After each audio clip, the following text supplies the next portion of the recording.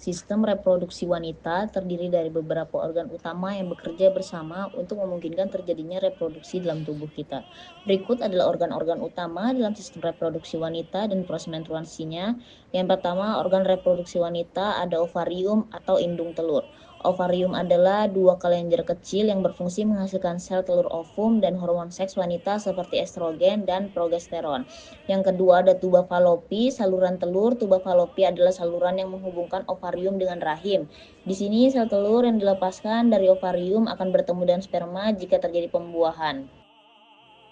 Yang ketiga, rahim atau uterus. Rahim adalah tempat berkembangnya janin selama kehamilan. Rahim sendiri memiliki dua bagian utama, yaitu serviks atau leher rahim yang menghubungkan antara rahim dengan vagina dan rahim yang lebih besar.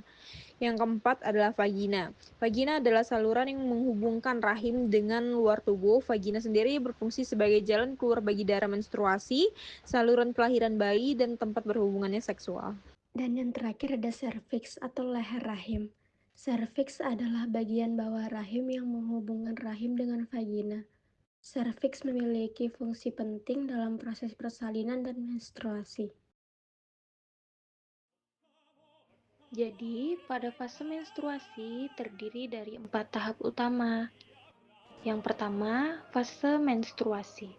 Nah, fase menstruasi sendiri adalah fase pertama dalam siklus menstruasi yang ditandai dengan pengeluaran darah dan jaringan dari rahim yang dikarenakan lapisan endometrium terlepas.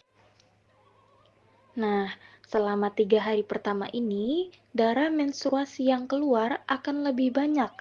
Kemudian pada fase ini, wanita biasanya akan merasakan nyeri atau kram di bagian panggul, perut, dan punggung. Nah, kondisi ini biasanya dipicu oleh kontraksi rahim yang terjadi karena adanya peningkatan hormon prostaglandin selama menstruasi. Fase yang kedua yaitu ada fase folikuler. Nah, pada fase ini biasanya tumpang tindih dengan fase menstruasi. Fase folikuler dimulai ketika hipotalamus mengirim sinyal ke kelenjar pituitari untuk melepaskan hormon perangsang folikel atau FSH. Hormon ini merangsang ovarium untuk menghasilkan sekitar 5 hingga 20 kantong kecil yang disebut sebagai folikel, dan setiap folikel berisi telur yang belum matang. Nah, pada fase ini, hormon estrogen meningkat, kemudian merangsang pertumbuhan lapisan endometrium serta daftar pematangan sel telur.